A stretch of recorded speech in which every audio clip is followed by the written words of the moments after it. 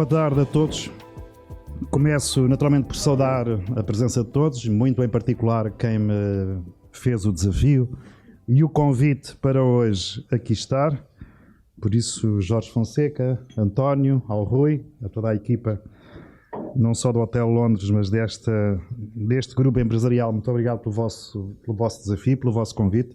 Estou certo que a maioria dos presentes aqui estão também por amizade e pela relação que têm convosco. Senhor Presidente da Câmara, a quem aproveito para desejar as maiores venturas neste ciclo que agora se inicia, ainda mais com a responsabilidade e a boa herança do Senhor Presidente da Câmara cessante. Também aqui está o nosso bom amigo Dr. Carlos Carreiras, a quem agradeço também a amizade e o facto de ter aqui deslocado para estar connosco. Ao Bernardo e à equipa que está na Turismo de Cascais, ou Estoril Cascais. Naturalmente que ao Bertão, da Estoril Sol, que aqui está também representado. Eu não tinha visto, mas sei que está cá a Ana Jacinto, secretária-geral da Aresp. Era audível quando ela chegou e, portanto, saúdo a nossa Ana Jacinto. Assim como saúdo todos os profissionais. Luís Vaz, muito obrigado pelo vinho, estava extraordinário. Zé Frazão e outros empresários. A vantagem destas conversas é, no caso concreto, é podermos ter a consciência de que estamos a falar por uma plateia altamente qualificada. Eu diria, em muitos casos, para não dizer na esmagadora maioria, se não na totalidade, que conhecem muito bem o setor, que percebe exatamente aquilo que é o alcance das nossas palavras em matéria do momento que estamos a atravessar e que o país hoje, felizmente, está a viver em matéria do crescimento do turismo, uma vez que hoje o tema aqui são os desafios para o turismo, e mais do que isso, porque conhecem os números, isso permite-nos abreviar parte substantiva desta intervenção. Já agora, lembrar-me de um texto fantástico, peço-vos desculpa por isso, alguns ainda estão a finalizar a refeição. Havia um texto fantástico de um senhor chamado Berchot. Berchot é um autor século XIX, 1801, que escreveu um livro fantástico sobre l'homme du champ à la table. E, basicamente, a mensagem dele era esta: nada deve incomodar o homem honesto que janta. Porque, na perspectiva do Berchot, significava que o homem que não está suficientemente bem alimentado, dizia ele, é improvável que possa discorrer acertadamente sobre cultura, política e outras matérias. E, portanto, há aqueles que ainda estão honestamente a terem a vossa refeição, o meu pedido de desculpas. O segundo desafio é um desafio que me faz lembrar também, uma citação já lá vou, que foi quando me colocaram para vir falar sobre a Estratégia 35.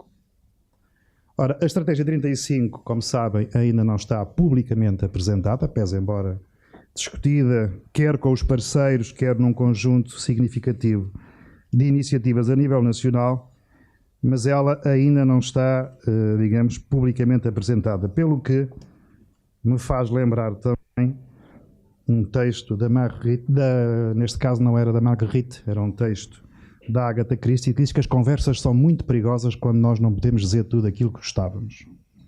E, portanto, eu vou tentar dizer-vos aquilo que gostava sobre o momento que estamos a atravessar e muito em particular daquilo que representa hoje o setor do turismo para Portugal e não só para Portugal, no conjunto dos países com quem Portugal tem hoje uma relação mais direta.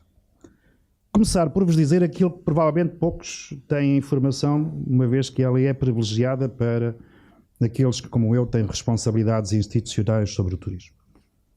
Portugal tem hoje, de facto, os números são públicos, valores muito substantivos. Acho que toda a gente ouviu falar nos 31 milhões de turistas internacionais que entraram em Portugal em 2025. Estes 31 milhões terão gerado 82 milhões de dormidas, dados oficiais do Instituto Nacional de Estatística. Nesta conversa que tivemos aqui de mesa redonda, eu acredito que estamos a falar de um número que peca por defeito, porque não estando contabilizados o número de dormidas nos estabelecimentos de alojamento local abaixo das 10 camas, significa que podemos estar a falar, do meu ponto de vista, num déficit provavelmente muito próximo dos 20 milhões de dormidas. E em terceiro lugar, de uma cifra, que é uma cifra muito substantiva, que são 29,4 mil milhões de euros de receitas. Contabilizados, os 31 milhões e as 82 milhões dormidas, o que significa que este valor pode estar também por defeito.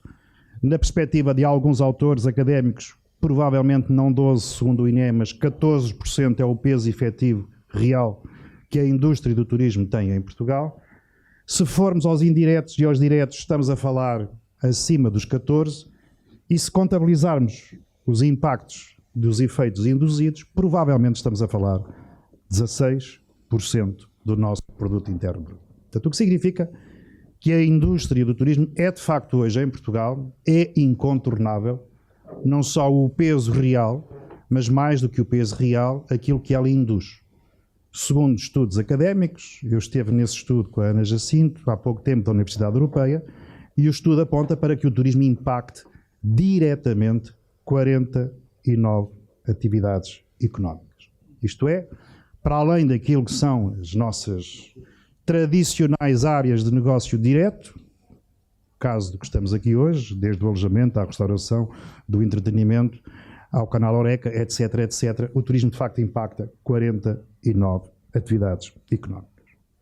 E isto faz com que Portugal, nós chegámos há 3 dias de Madrid, juntamente com a Espanha, constituamos a maior placa receptora de turismo do mundo. Isto é, aos 31 milhões que recebemos em Portugal, com os 97 milhões que a Espanha recebeu, nós estamos a falar praticamente de 130 milhões de cidadãos que entram na Península Ibérica e que faz da Península Ibérica a maior placa turística do mundo. Isto é, como podemos imaginar, quer para os investidores, quer para a indústria, quer para aqueles que direta ou diretamente estão ligados a esta indústria, nós estamos a falar, de facto, de uma atividade que tem um conjunto enorme de desafios. Desafios que não são, como devemos imaginar, 100% de desafios que trazem apenas aspectos positivos, tem também alguns que nós sabemos e calculamos que tenham a sua pegada, mas olhemos, de facto, para aquilo que é o nosso posicionamento. Portugal, no conjunto, hoje, dos 27, está essencialmente a trabalhar uma agenda internacional que tem 3 grandes drivers em que assenta a estratégia desta agenda internacional.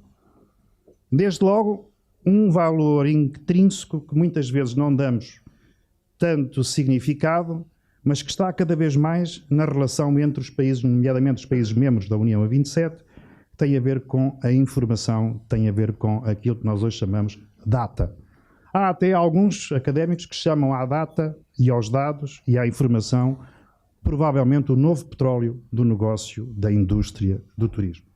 Não só no que diz respeito àquilo que implica e impacta do ponto de vista dos canais e do fator segurança, mas também, sobretudo, na capacidade que gera do poder da cooperação na tomada da decisão.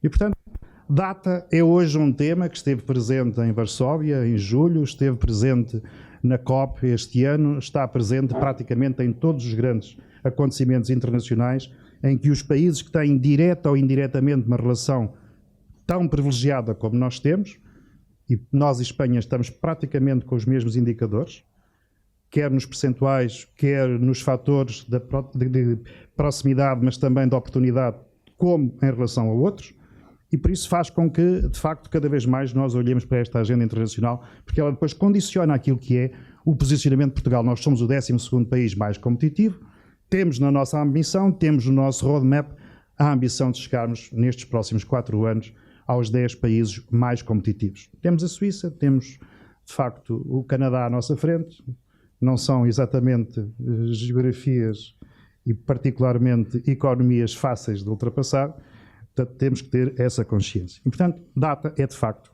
Depois temos aquelas agendas que todos conhecem, que também são proclamadas e que hoje me abrevio de poder partilhar convosco.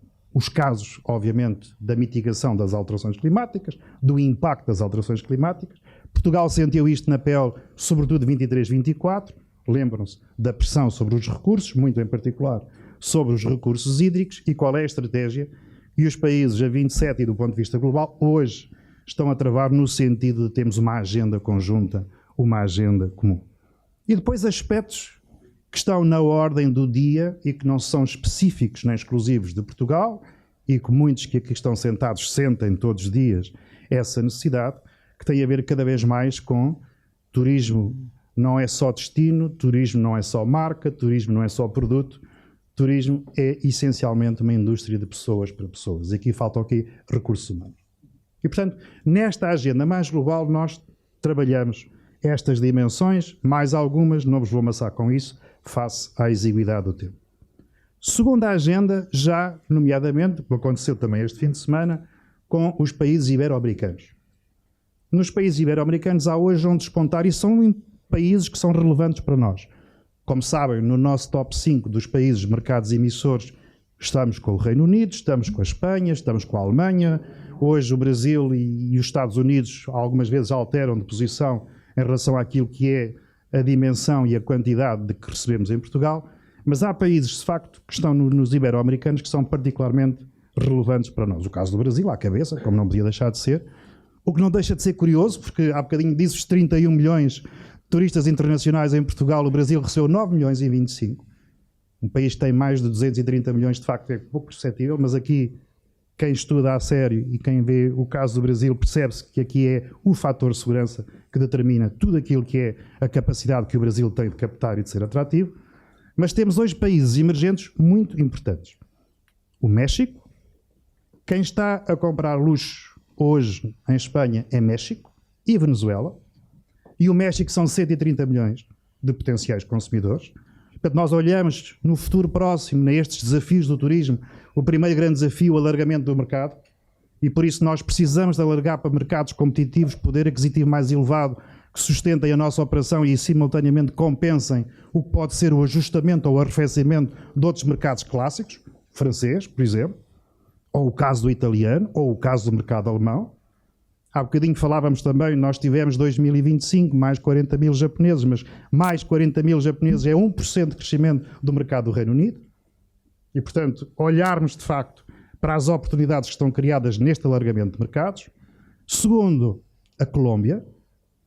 E nós assinámos um protocolo com a Colômbia em Madrid, na quinta-feira passada. Nomeadamente, nós temos com o CAF, no fundo é a instituição de crédito da América do Sul, que financia tudo o que tem a ver com programas, e Portugal e o Turismo Portugal, com duas aldeias da Colômbia, nós conseguimos estabilizar uma relação não só de proximidade na agenda da sustentabilidade, mas isso abre-nos a porta para podermos ter cada vez mais a Colômbia, que é um país que consome muito turismo religioso. A Organização Internacional dos Países Ibero-Americanos que estão no turismo religioso tem na Colômbia parte substantiva do seu epicentro, e nós queremos reforçar a nossa relação com a Colômbia, como assinámos com o Chile, e o Chile está desejoso também de estabilizar a relação com Portugal, sobretudo na capacitação e na formação, para poder aproximar-se. E estes países no conjunto de ibero-americanos que têm o hub aqui mesmo ao lado, porque, como sabemos, aliás, eu ainda vi uma entrevista há 2 dias de uma associação de hotelaria em Portugal falar sobre o risco da Iberia e do hub espanhol, mas de facto tem risco, mas também tem oportunidades, porque de facto a Espanha, Madrid em particular, tem uma relação com a América Latina e com o long haul que nós não temos. Não significa que esteja aqui a almejar que possa ou não ter preferência sobre a questão da venda da TAP, não é isso que estou a dizer. Estou a dizer apenas que o hub espanhol é um hub que depois aproxima, quer do ponto de vista da relação de Portugal na cooperação transfronteiriça. O centro, o Alentejo e a Extremadura trabalham em conjunto, o norte, a Galiza, trabalham em conjunto, e a Castilha e Leão. Portanto, o que significa que há aqui vasos comunicantes, e o mercado espanhol é absolutamente estruturante para estas regiões, norte, centro, Alentejo em particular, e, portanto, reforçarmos esta relação com a Espanha, e o facto de, nas palavras que tivemos com o ministro Jordi, a Cumbre Ibérica estava marcada para o dia 29 de janeiro, e infelizmente aconteceu o que todos sabemos, uma coisa incrível, 4 acidentes ferroviários na mesma semana, portanto foi praticamente tudo cancelado, mas a relação com a Espanha não deixa de ser relevante. Terceira agenda internacional, com os PALOP. Com os PALOP. E isso é crítico no tal problema dos recursos humanos. Nós abrimos em outubro, 30 de outubro de 2025, a primeira escola-hotel em Cabinda. Angola. E por isso, quando hoje estabilizamos, quer com Angola, quer com Moçambique, quer com Cabo Verde, quer com São Tomé e com estes latino-americanos, nomeadamente o Uruguai, há bocadinho não citei, o Uruguai também tem um protocolo feito com Portugal para reforçarmos a relação do ponto de vista daquilo que é a capacidade.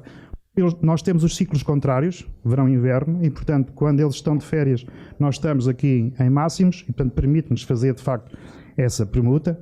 Significa que, nomeadamente com os países de língua oficial portuguesa, nós estamos a estabilizar uma relação muito forte no sentido de podermos formar. O caso da Escola Hotel de Cabinda é uma escola em que Portugal e o Turismo de Portugal, através do seu know-how, do expertise, formamos formadores, criamos condições para que aqueles alunos possam ter formação e fazem estágios em Portugal.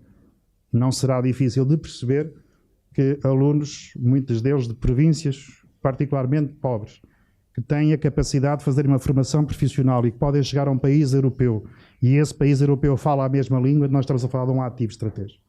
E, portanto, trabalhamos estas três agendas do ponto de vista internacional como, de facto, matéria-prima para resolvermos alguns destes problemas. Aliás, nós fizemos o ano passado, dezembro de 24, há 2 anos, dezembro de 24 já, estamos a caminho do 2º ano, o primeiro protocolo com a Confederação do Turismo de Portugal, empresas, com a AIMA, recrutamento, e as 12 escolas do Turismo de Portugal, em que estamos a dar formação a 1000 migrantes, já entregámos praticamente 300 certificados, e esses 1000 migrantes são mais uma força produtiva.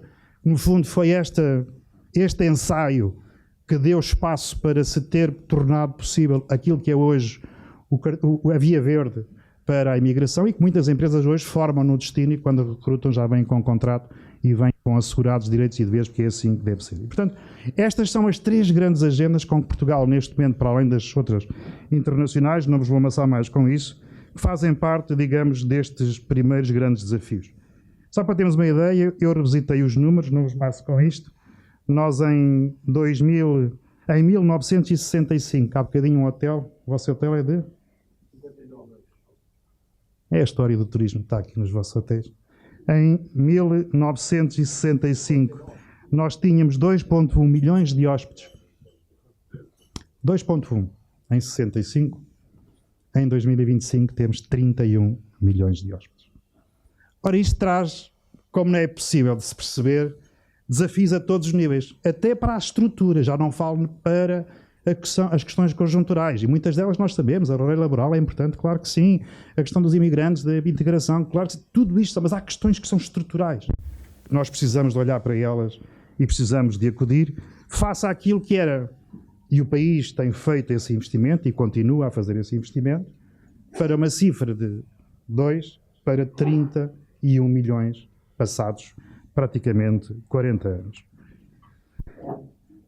Mitos urbanos que é preciso esbater.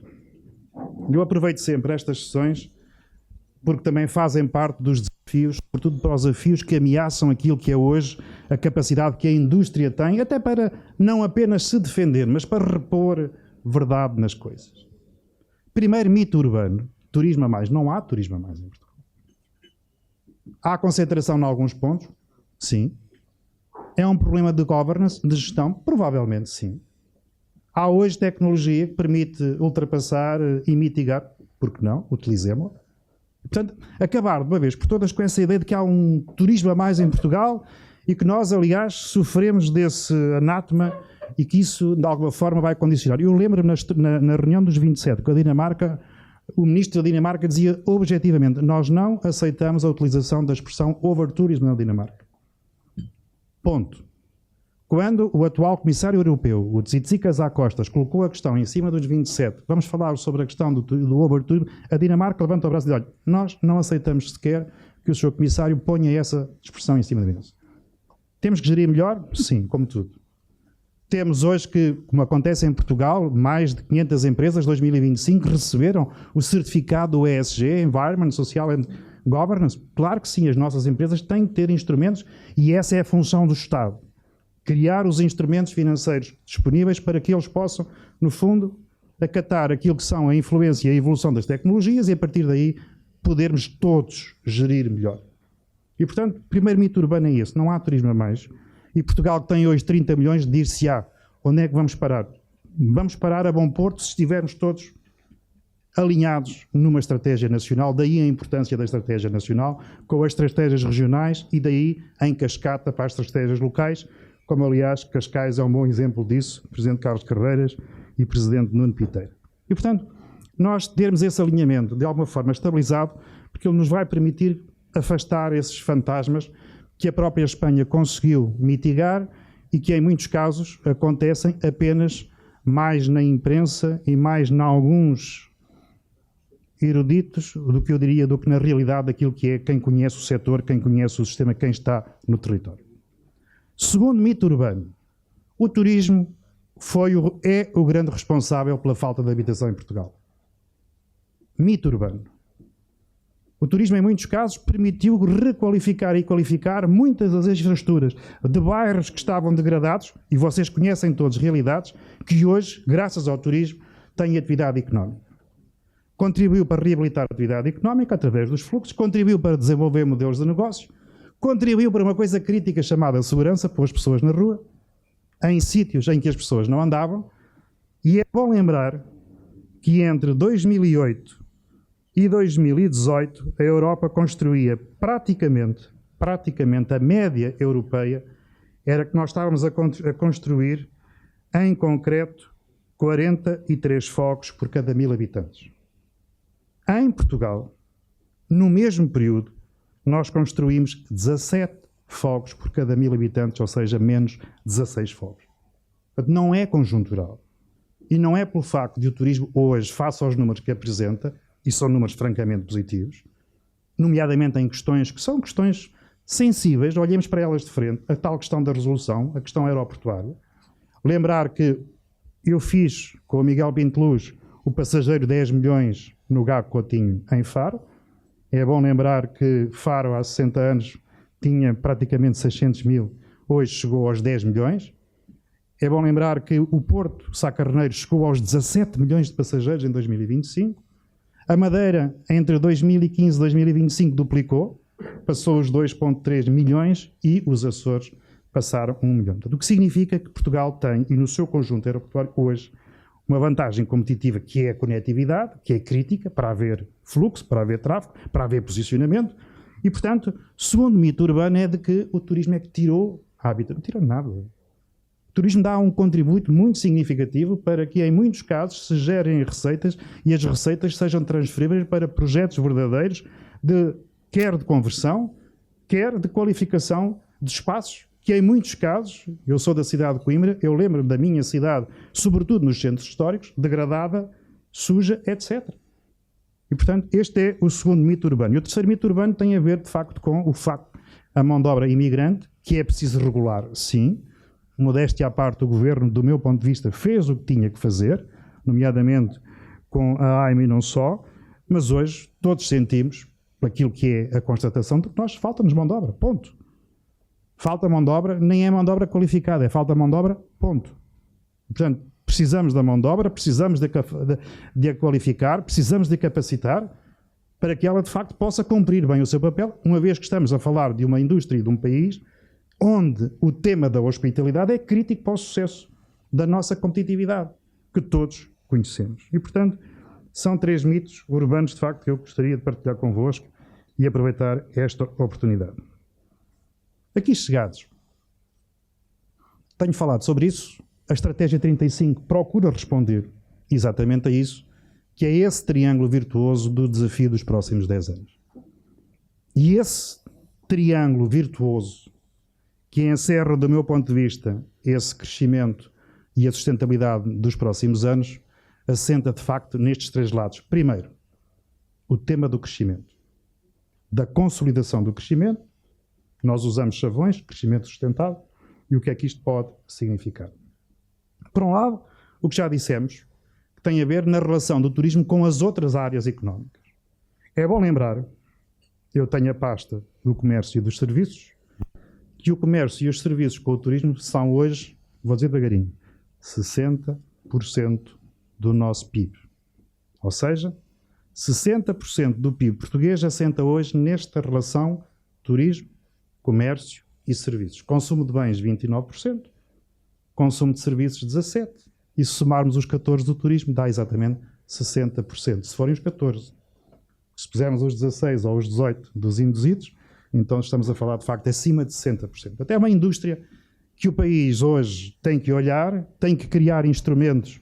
Muitas vezes, quando estamos a criar instrumentos, porque no conjunto do crescimento e nas médias do crescimento, sabemos que há setores que podem estar mais sensíveis, e esta semana foi caso disso a restauração, e, portanto, o trabalho que fizemos com a Aresp, que estamos a fazer, que estamos a concluir para finalmente ser apresentado, é um trabalho que resulta exatamente de olharmos para a emergência e para uma necessidade de um setor que, em alguns casos, tinha questões por resolver, e nós queremos ajudar a resolvê-las, mas olhando para o macro e para a importância que tem estes 60%, nós, de facto, temos aqui o tema do crescimento sustentável. Mais rotas, mais conectividade, capacidade de novos mercados, naturalmente que associados queremos crescer em valor, nomeadamente em valor bruto, acrescentado, queremos ter melhores salários, queremos, no fundo, que o turismo seja reconhecido e visto como uma indústria que puxa pelo país, que não quer substituir-se às outras áreas, que diz-se que o país está muito dependente do monoproduto, que é o turismo.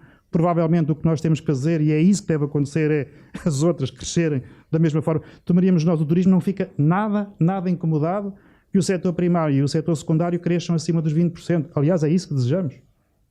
E queremos contribuir para que isso aconteça, desde logo na fileira do agroalimentar. Há bocadinho fazíamos esta conta simples aqui na mesa. A indústria do vinho, o setor do vinho, exportou 960 milhões. Em 2025, 960 milhões é uma semana de turismo de agosto em Portugal. Não chega a 1.000 milhões. Nós fizemos 4,3 bi no mês de agosto de 2025 e, portanto, aqui queremos, no fundo, puxar pelos outros setores. E esse é o grande desafio, o desafio do crescimento. O segundo grande desafio neste triângulo virtuoso é, obviamente, na qualificação da oferta, daquilo que oferecemos.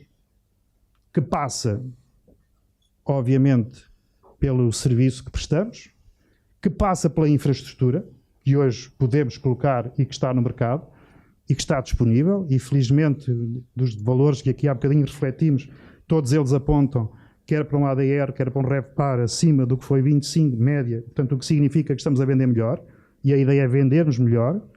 Eu diria que mais qualidade, pode ser um chavão versus quantidade, mas de facto é isso que nós procuramos. Quando estamos a procurar mercados alternativos que compensam os mercados clássicos, nós estamos a apostar de facto nesses mercados que têm valor acrescentado, e portanto nós precisamos de continuar esse trabalho da estruturação de novo produto turístico, e por isso todas as regiões o estão a fazer. Há bocadinho falávamos aqui no MAIS, podemos falar no turismo médico, podemos falar noutras variáveis para além daquilo que já é o enoturismo, o turismo industrial, e portanto Portugal tem hoje 22 produtos com que se posiciona do ponto de vista internacional.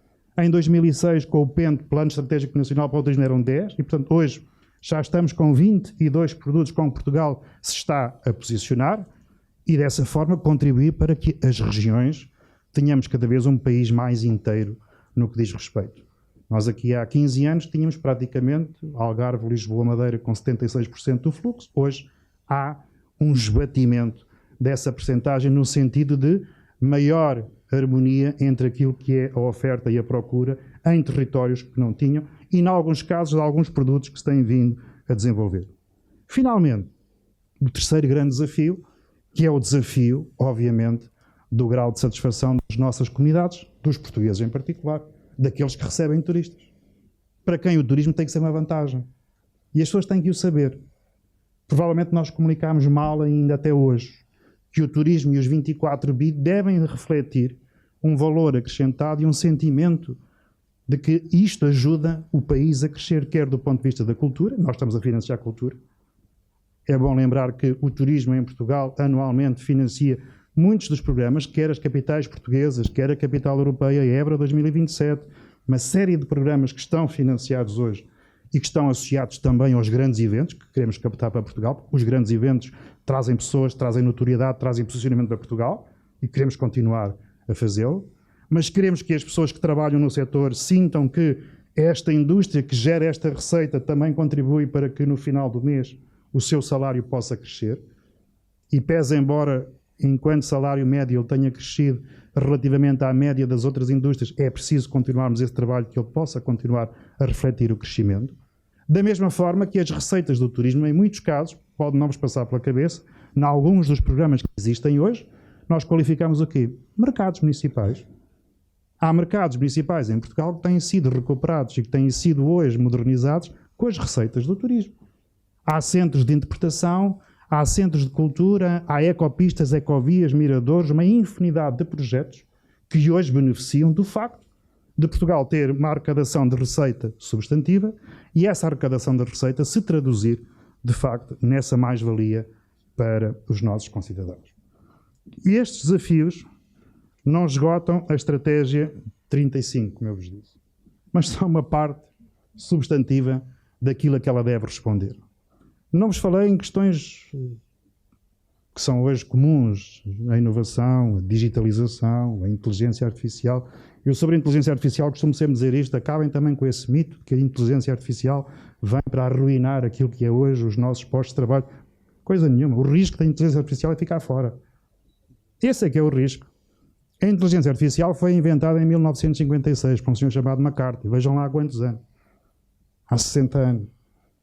Ou quase há 70 anos, melhor dizendo. E, portanto, não é um... É preciso não ficar de fora. Correr o risco de aproveitar aquilo que são as vantagens e as oportunidades que ela gera.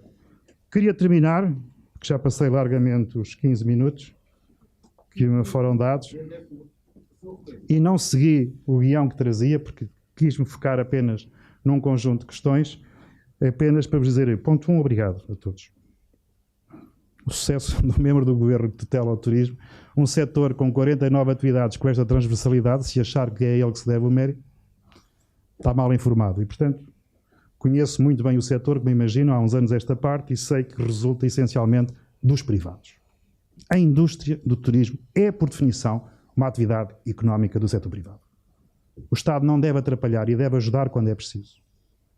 Portanto, isso é clarinho para mim e, portanto, deve-se este sucesso que Portugal está a ter e que nós acreditamos e queremos continuar a ter, de facto, deve-se ao setor privado e, por isso, quero-vos deixar, em nome do governo português, esta palavra. Segundo, Portugal tem uma estratégia. É muito importante nós saber para onde vamos.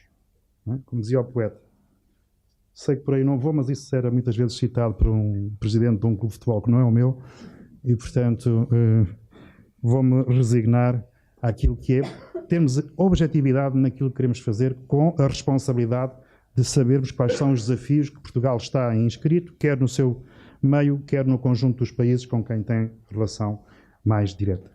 Terceiro, estarmos particularmente hoje imbuídos neste espírito de sabermos e termos a consciência de que há investimentos que são investimentos públicos que são decisivos, de facto, para o posicionamento de Portugal. Quer a questão do aeroporto, quer a questão da ferrovia e outras que são estruturantes para aquilo que é a imagem que Portugal tem que ter. E por isso um país que queremos que seja mais moderno, mais competitivo, mais solidário, mas simultaneamente também um país que quer estar na linha da frente, que quer estar nos 10 países mais competitivos do mundo, tem de facto que ter bem definida aquilo que é a sua estratégia para os próximos anos. E nós acreditamos que assim vai ser. 2025 nós temos 1,5 bi de pessoas a viajar em todo o mundo. 2035 nós temos 2,4 bi de pessoas a viajar em todo o mundo. O que significa que essas pessoas, muitas delas, nomeadamente, uma fatia importante, mais de 56% estão disponíveis a alterar o seu destino se o que lhe pudermos oferecer reduz a pegada, contribui para a descarbonização, olha para o ambiente e consegue construir um mundo mais solidário e mais saudável.